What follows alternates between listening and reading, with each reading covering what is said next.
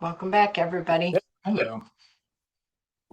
So, David, let's see, you want to read from Aule Stratagem, the Aule Stratagem. part Part one, slave ship. Okay. With a dazzling flash and blaze of EM radiation, the light cruiser Aurora jumped back to normal space. As the energy burst from the hyperjump footprint cleared, Lieutenant Commander Patterson worked with passive sensors. The sophisticated arrays reached out for every scrap of radiation they could find, data scrolling across the tactical console's main sensor screen. Even as Patterson studied the readout, the navigational computer tapped into the sensor data to confirm the ship's position. "We've arrived in the Corey system, Captain," Lieutenant Singh reported from the navigation station. "Very well," Lewis acknowledged. "I've got something, Ma'am," Patterson called out. He narrowed his eyes, hands furiously working the sensor controls. "It's a ship. Small, too small to be a freighter." Commander Calder crossed the bridge to peer over Patterson's shoulders. "Agreed," he said. "If that isn't a warship, I don't know what it is." "A small courier boat?" Lieutenant Devereaux wondered. "No, energy emissions are too strong for that," Patterson said, hands flying over the console. "It's a gunboat," he said after a moment. "Computer's working on a firm identification, but it's definitely a gunboat." The captain nodded. "Mr. Singh, plot an intercept course and feed it to the helm." "Aye, aye, ma'am," Singh answered, bending over his console. After a moment he straightened. "Course uploaded." Lewis nodded. "Chief, execute course." CSS Aurora fired her drives and leapt away from her hyperjump point. A furious jet of fusion fire blazed into space behind her as she burned towards the gunboat. "They've seen us, Captain," Patterson reported after a moment. "They're firing their engines, moving off." "Very well, Mr. Patterson," Lewis acknowledged. "Stay with them, helm." "Aye, aye, Captain," the CPO at the helm answered. "Action stations," the captain ordered.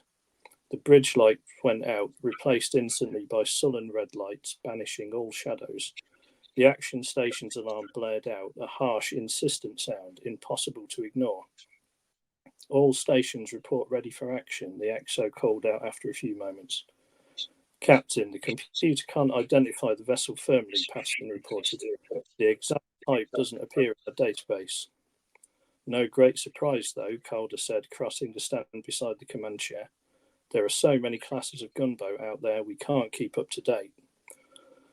Lewis nodded. Every shipyard in the League and most of the Confederacy offered a variant of the basic gunboat design, never mind all the modifications carried out after the fact. "Mr. Devereaux," she said without taking her eyes off the sensor repeater, "hail the gunboat, order them to stand down and prepare to be boarded." "Signal away, ma'am," Devereaux answered a moment later. "Prepare a boarding party, XO," Lewis ordered. "Full marine complement." "Aye, aye, Captain," Calder answered, returning to his station. The gunboat continued to run, engines firing, accelerating the ship away from the cruiser bearing down on it. Aurora had too much of a head start, though, for the gunboat to get clear.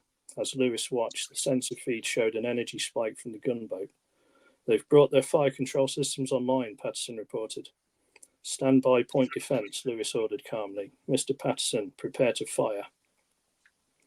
Space between the two ships was suddenly lashed by active sensor emissions. Fire control, radar, and LiDAR blazed through the void, bouncing off the target ship and leaping back to sensitive detector arrays.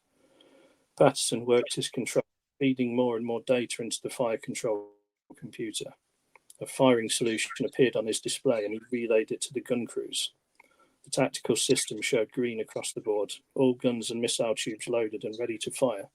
Point defense cannons powered up and swung around to face probable threat axes, ammunition feeds snapping into place. The ship shuddered almost imperceptibly as the 60-centimeter battery powered up, turrets swiveling to track the target. "Ready, ma'am," Patterson reported grimly.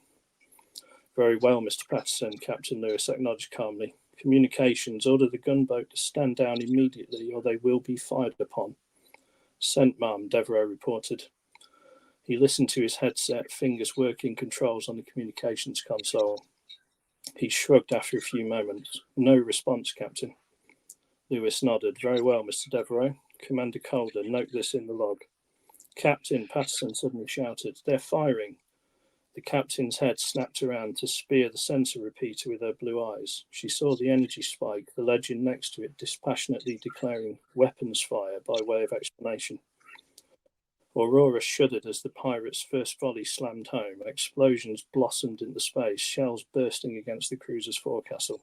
"Mr. Patterson, you may engage the enemy," Captain Lewis ordered. "Aye, aye, ma'am," Patterson answered, fingers savagely stabbing the master fire control key. The deck vibrated as the light cruiser opened fire. The 60-centimetre guns thundered silently, jets of flame searing into space. The 30-centimetre battery following suit a moment later. The massive volley hurtled away from the ship, flashing across the void between the two vessels.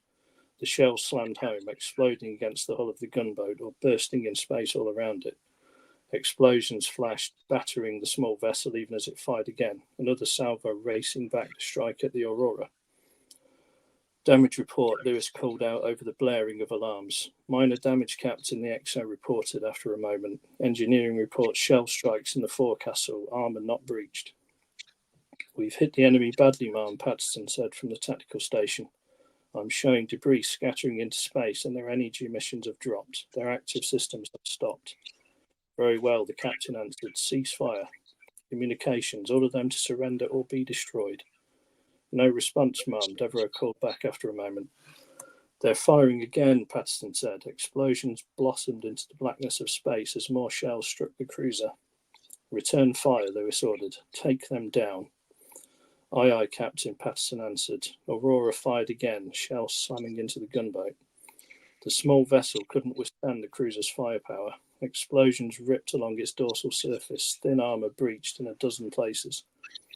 The gunboat's upper turrets were blown off, debris hurtling away as secondary explosions flashed deep inside its hull.